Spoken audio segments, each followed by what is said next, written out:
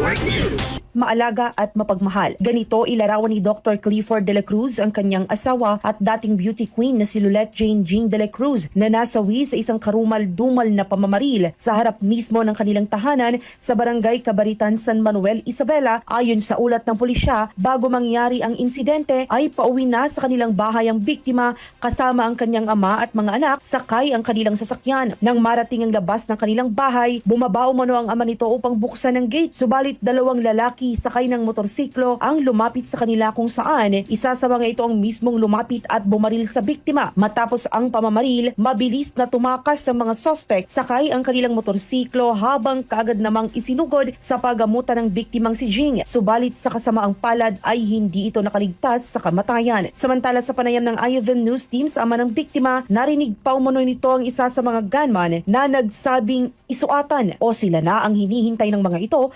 kasunod ng pagpapaputok ng baril. Dahil sa malagim na trahedya, tinututukan ngayon ng kapulisan ang investigasyon sa pamamaril sa biktima sa pamamagitan ng pagbuo ng Special Investigation Task Force. Nakipag-ugnayan na rin ng San Manuel Police Station sa Scene of the Crime Operatives o SOCO upang mangalap ng karagdagang ebidensya. Matapos ang karumal-dumal na pagkasawi ni Jing, marami ang nakidalamhati at umalala sa karangalang iniuwi nito sa bayan ng San Manuel, Isabela matapos na maging kinatawan ng Miss Earth Philippines 2013 at tanghalin bilang runner-up. Kasama niyo mula rito sa 98.5 IFM Kawayan, ako si Radyoman Shobi Gagarin, Tatak, Ariman. RMN Network News.